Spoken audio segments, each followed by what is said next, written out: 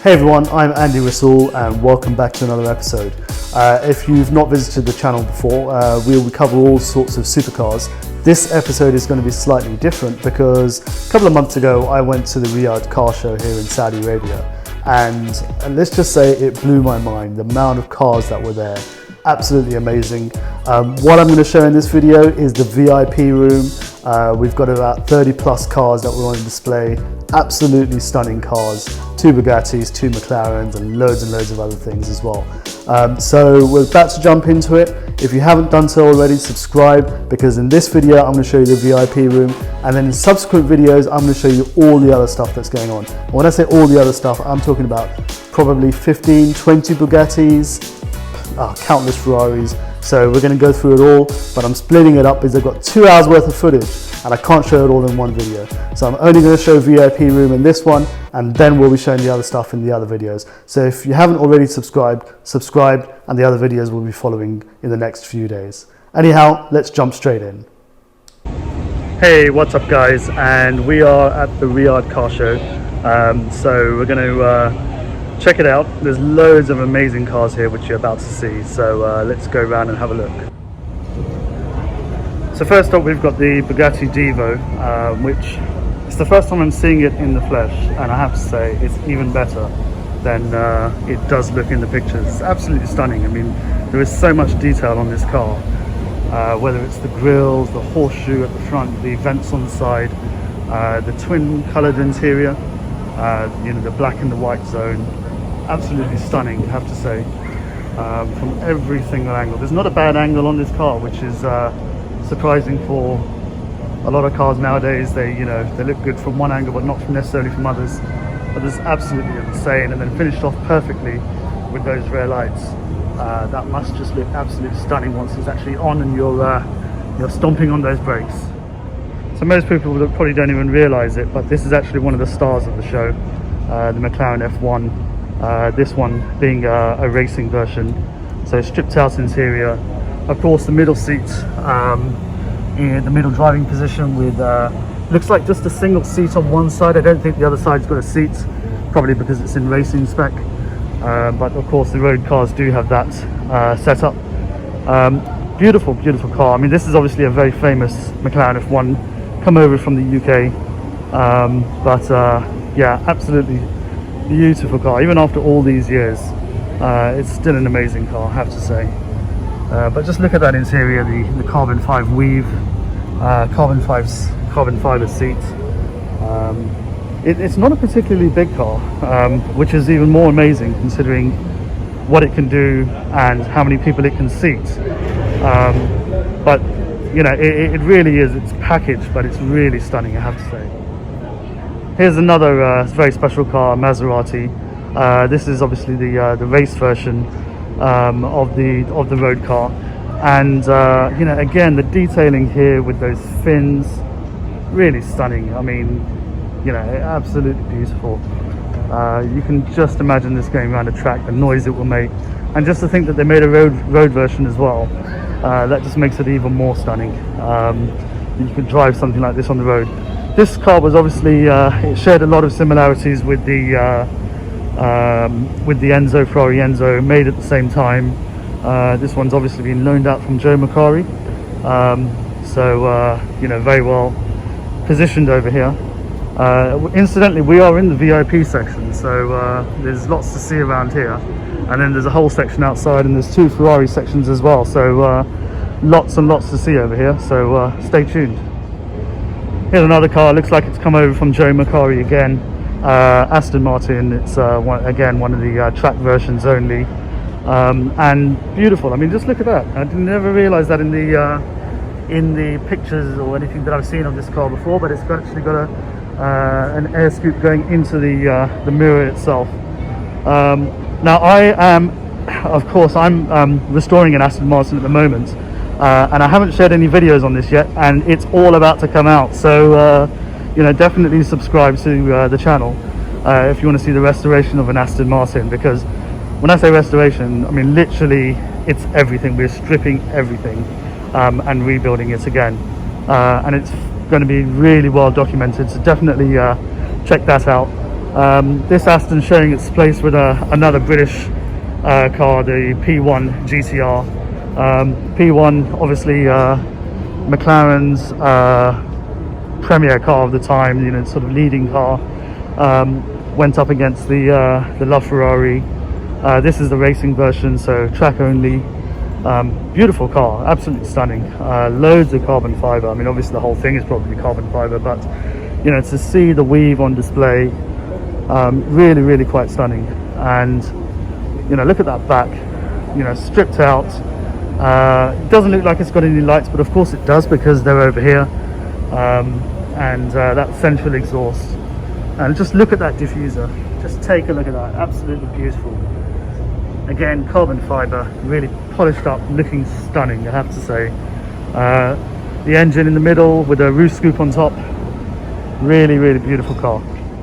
Now, if one wasn't enough, here's another. It's another McLaren F1 GTR, registration plate Caesar. So I presume that this is actually a road version, which has probably had some of the GTR specifications, or is a GTR that's being converted for the road. But again, interesting details, like for example, all these windows are sealed shut, so you can't actually open these. You can just about see the carbon fiber in the middle there. Of course, the engine out back on display is a little Spyder over there as well. But it's got a little bit of a wrap. Caesar number plate, McLaren F1, beautiful car. Now this, of course, is the Carerra GT. Really interesting in this yellow colour, I have to say. It really suited in the hot climates that we have over here in Riyadh. It's almost a little bit ordinary looking compared to some of the other supercars and hypercars that you see of its time, but it doesn't take anything away from the car itself. I mean, the car itself is absolutely stunning. It obviously shares the same design features as all Porsches do. So that's kind of why it looks a little bit ordinary, but there's nothing to take away from it. But this is what I do like. I love this. The 177, Aston Martin 177. Obviously only 77 made, so this is one of 77. Based on the same chassis that my Rapide is, and DB9 and all the cars of that era. But obviously this is quite different. I mean, let's have a look at the interior of this car, because just the interior, I mean, that beautiful interior. I mean, I have to say, Aston Martin's doing interiors like no other cars. Really is quite stunning. But it carries so many of the design features that my Aston does as well, which is quite interesting.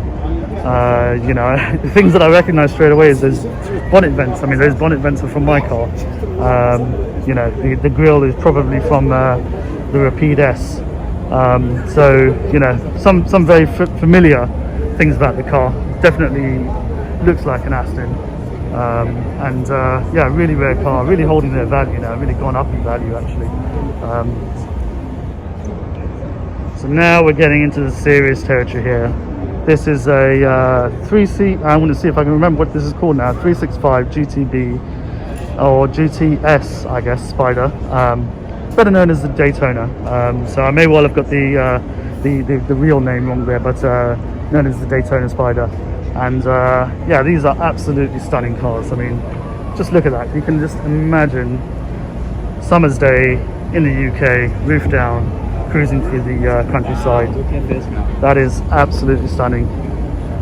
Joe McCarry seems to have sent his entire collection around here, it seems, but yeah, but absolutely beautiful car. Really well, good condition. I mean, it may well have been restored. They usually are by this time, but great to see. So this is another one here now. This is a 275 GTB, also come over from the UK. Interesting that they've sent, well, this is a left-hand drive, the one next to me is actually a right-hand drive, but that interior is just beautiful. I mean, I love this colour interior. This is my favourite by far. But you can just imagine what this was like back in the 60s when this was actually new. You know, unlike anything else on the road. Really quite stunning. Beautiful condition. Just look at that car. Every angle looks superb. And of course these have all risen into the multi-million-pound budgets, for good reason. Obviously, very rare car as well. Here's another beautiful example of a Ferrari. This one's a right-hand drive, another Spyder, two-seater convertible. But yeah, really stunning car. Not sure if that stereo is period. I assume it is. So this is 275, probably 275 Spyder, I guess it's probably called. Really lovely colour as well. Lovely colour. So this is the one that they didn't want to call a Ferrari. It's the Dino, named after Enzo's son. He's the one who was behind this car. Is a V6 where Ferraris were being made in V8s, and for a long time these were completely unloved and had no value. But then people realized, actually, you know what, it's might not be the fastest car in the world, but it's certainly amazing to drive. And it started accelerating in value, and now I don't know where it is now, to be honest with you, probably 300, 400,000, maybe more, I don't know. I guess it's as much as somebody wants to pay, really. But again, beautiful car, lovely to see them in such good condition. This one's only covered, according to the mileometer, 130 miles, is that right? No, 120 miles. I don't know if that's correct, but quite stunning, have to say. The Dino GT. Nice to see that it's actually badged as a Dino and not a Ferrari, because a lot of them were, of course, badged as Ferraris. But I think as things got a little bit more pure over time, the Ferrari badges have been removed. But quite amazing. And one thing I never noticed was the headrests are detached actually from the rest of the seat. I'm not sure if that is how it is normally. I've not seen that before. I've never noticed that before. But interesting feature there. Again, I would imagine that people do not know what this car is over here. Obviously the newer cars get a lot of the attention, they get a lot of the focus, but this is a 250 GT Spyder California. And if you're familiar with the Ferris Bueller film, this is one of the cars from the, well, not one of the cars, but I mean this is what the film was based on.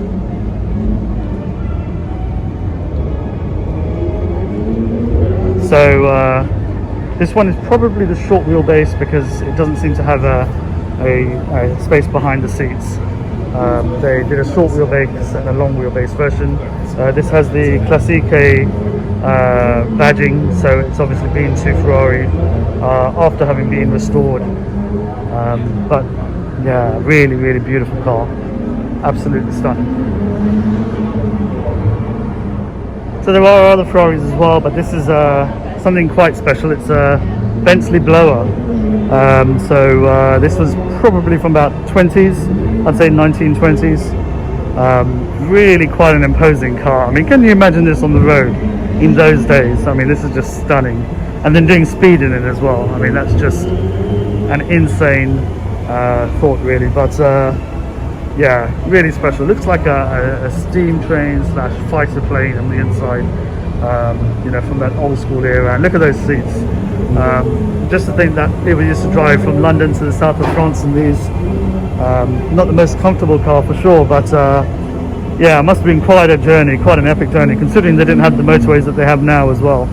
But the blower is just, I mean, that's bonnet there, I mean, that's kind of like my chest height. Really imposing.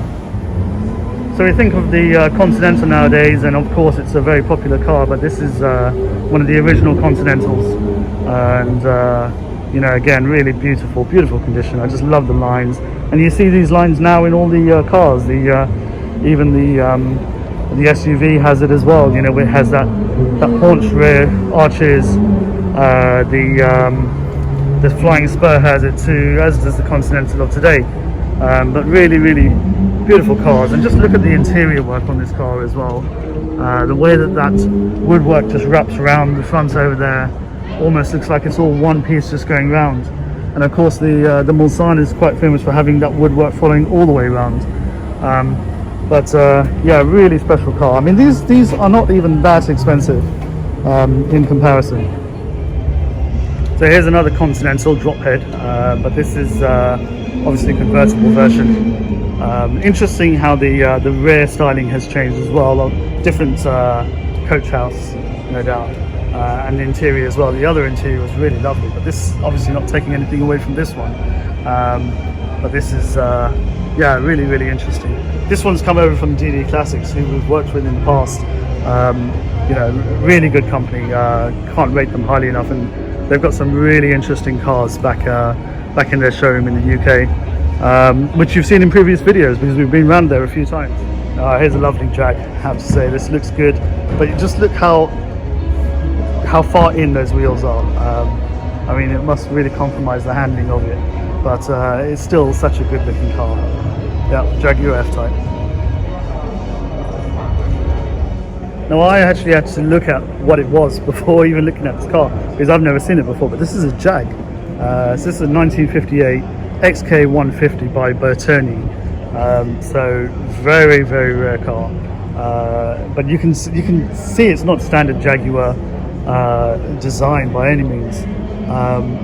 It's got the traditional Bertone rear window style as well. But let's have a look at the interior, because this doesn't even look like a British car. This looks like a proper Italian car, especially with that colour of leather. I love that cognac colour leather, tan cognac. Give me that any day for sure. But really, really interesting. I've never seen one of these before. Would never have guessed what it is without looking at the actual badge of the car.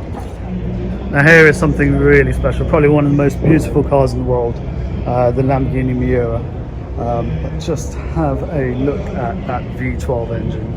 Absolutely stunning, absolute masterpiece of a design of this car. Bertone again, done an amazing job.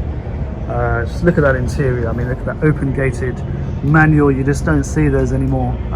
It's all F1, it's all automatic. You know, unfortunately the manuals have pretty much died out. You get Aston Martin still making a few here and there, but otherwise you just don't see them. This is a stunning car. It hasn't got the eyelashes on the headlights, but it's nonetheless still really stunning. And I just love these air vents over here as well. Now here is something really rare. I mean, this just looks like Batman's car. It's the Lamborghini Vaneno, and it's the open top version, the Spyder version. Really stunning. I have to say, I do like this interior. The green interior really adds to it. Plenty of carbon fibre inside, a mixture of gloss, as you see on the top over there, and matte on the tunnel. Really like that. The carbon fibre rollover hoops as well in the design of the vehicle, and then the rear fin. Just look at that, absolutely stunning. I mean, there is just like so much detail on this car. And the most amazing thing is that it's all carbon fibre as well, so you can just imagine the work that's gone into actually putting that together. The diffuser at the rear is just insane. I mean, you've got the 4 exhausts coming out from the centre. Unmistakable, you know, in terms of design as a Lamborghini, but you know, really quite special, I have to say. Another look at that interior, because never get tired of that. And I love that red, white and green on the switches on the middle, on the central console. Italian of course, but really adds to it. And then the front splitter as well, the oh god, it's just beautiful, I have to say. I mean, the way that car is just designed, absolutely stunning. Of course, for Ferrari, this is what it's all about, Formula 1. Unfortunately not doing particularly well in these seasons at the moment, but nonetheless, still trying really hard. This is one of Schumacher's cars, so you know, wish him all the best. I hope he recovers, really do. Been many years, but good to see his son driving in Formula 1 as well. Really cramped environment, not a very big office space at all, but stunning car. I think the Formula 1 cars of this era, there was something more pure about the design compared to what we have now, so really good to see this. Now this is one of my favourite cars of all time, probably the favourite, the Ferrari F40. One of the most amazing designs by Pininfarina, timeless design, and yeah, absolutely stunning car, I have to say. From every single angle, this car just looks stunning, and you know, the hypercars that have come since it have not compared at all. They just cannot compare to the F40. This one, I mean, they're not particularly rare either, which is quite surprising. There's well over 1,000 that have been made. So a lot of people think that they're super rare cars, and of course they're not. This one seems to be a US car. It's got the side markers over there and a slight lip on the front, which is not particularly unsightly. I mean, I've certainly seen worse, but still, stunning car. Well, now Bugatti are just showing off because there's not one Divo here, but two. This one is finished, and I don't know if you're capturing that on camera, but that is a stunning blue carbon fiber weave. It reminds me of, we were looking after a couple of cars in Dubai, and a couple of Veyrons, and they were in different coloured carbon fiber weaves. One of them was this particular shade as well.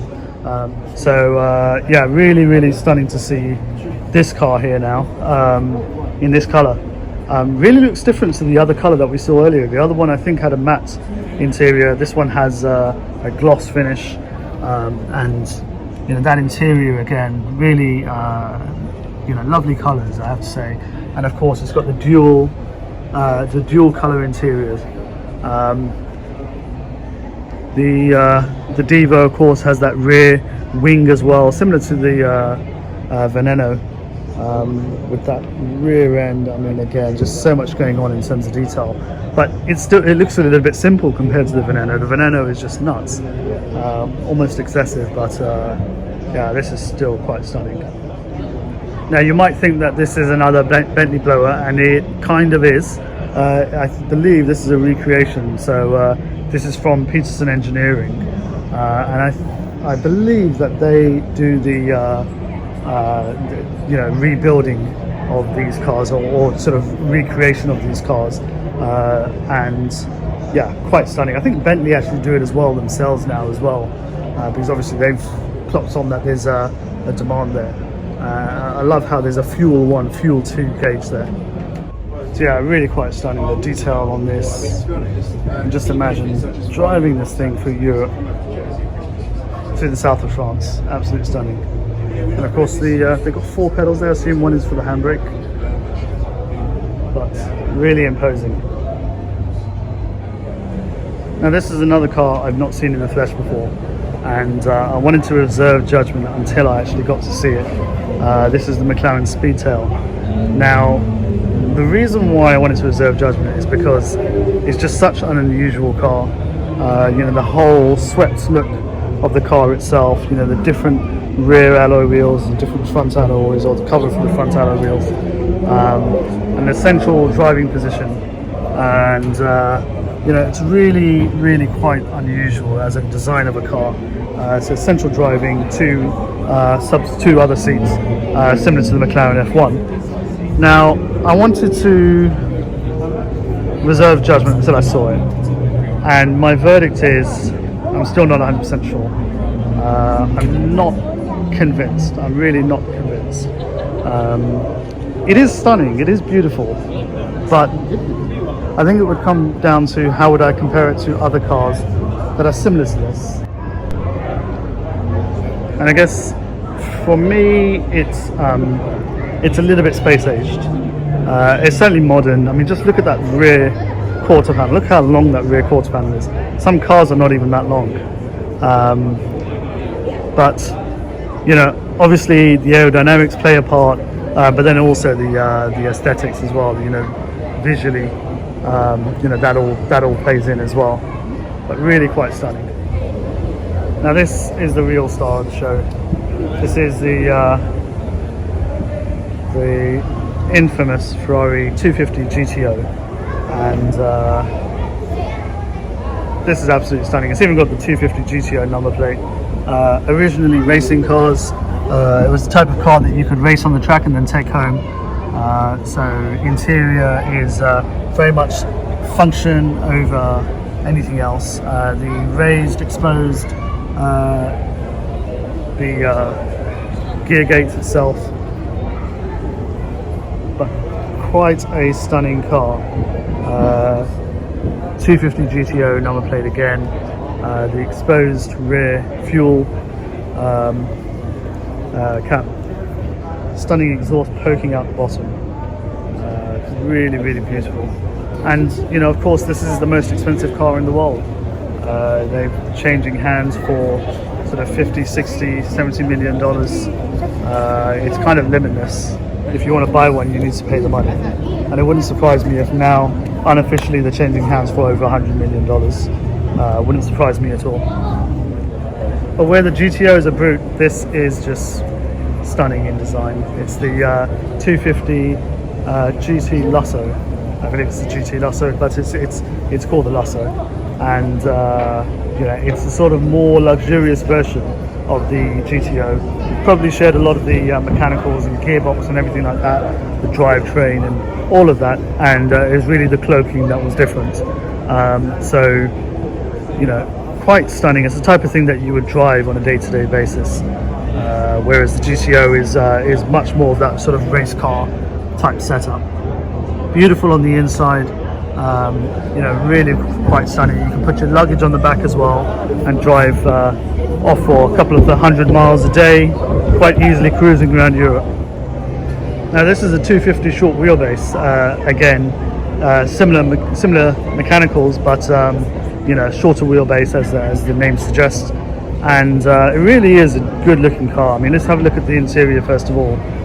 Interesting that the driver doesn't get a headrest, but the passenger does. It's slightly different seat designs, and the interior. This one's obviously been set up more for road for racing, hence the extra switchgear on the dashboard over there. It's got the numbers on the side, but yeah, really quite stunning car.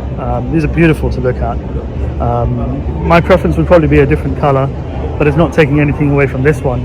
It's just that if I was going to buy one, then it would be a different color.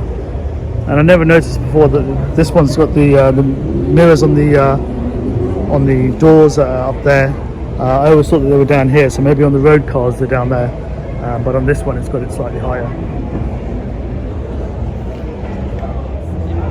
Here's another 250 of the similar sort of age. I was trying to see which model this is actually, but unfortunately there's no paperwork next to the car.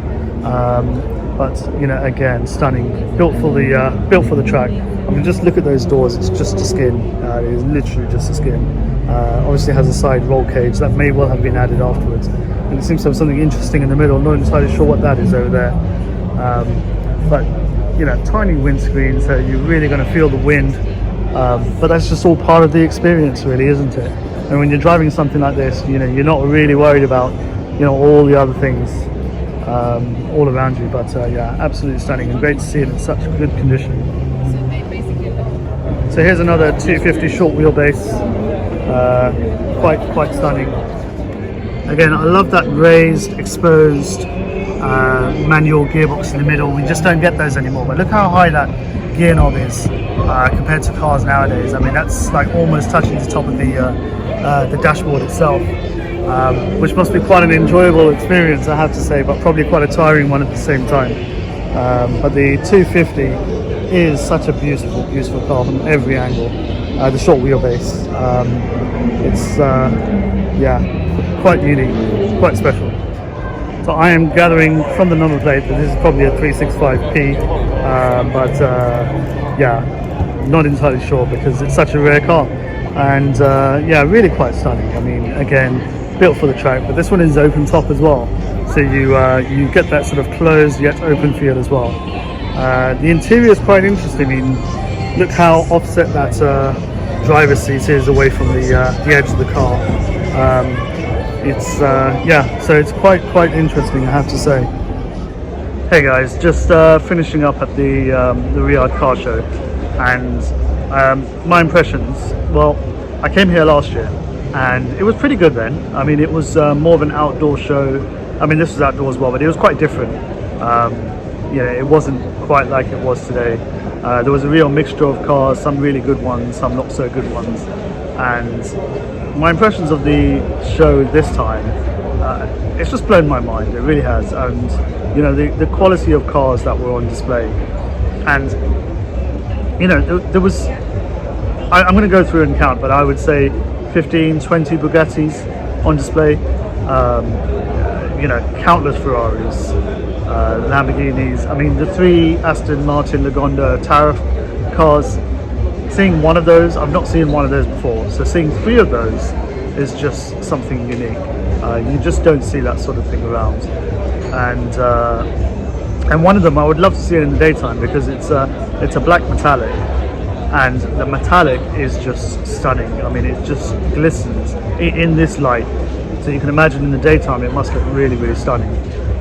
So, you know, just the sheer quality of cars. A number of cars that I haven't seen before, the Divo being one of them, the Bolide, that's another one, the Aston Martin Valkyrie.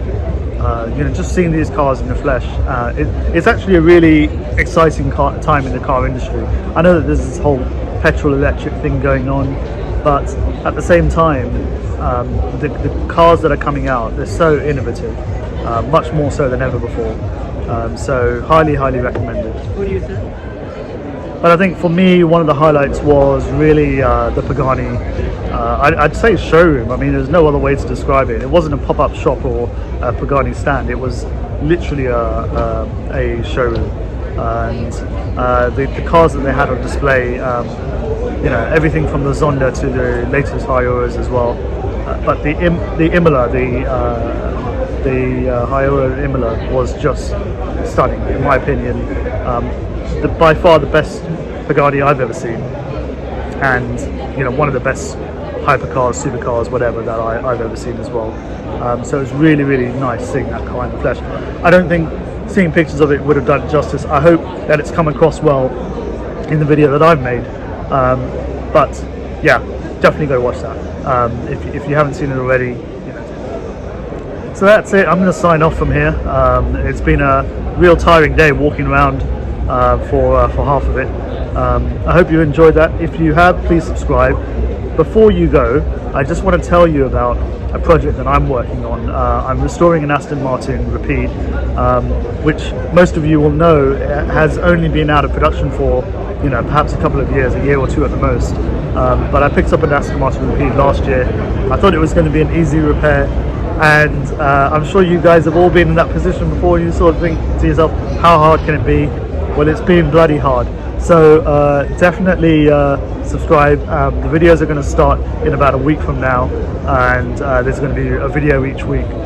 We've been working on the car for a year now, and there's still a good few months worth of work to go. The hard stuff is still yet to come. So I'm going to go back to the frame shop tomorrow and have a look. But it's a big job, and I don't want to give too much away, because you don't know how bad it's been. So yeah, let's just say watch the series, and then you will realize and learn from my mistake, guys. I mean, don't buy a crashed Aston Martin if you don't know what you're doing, because I didn't, and I've learned a lot. I probably know what I'm doing now, but yeah, don't buy a crashed Aston Martin, or any car for that matter. Just buy it out of the showroom. Take care, and see you in the next episode.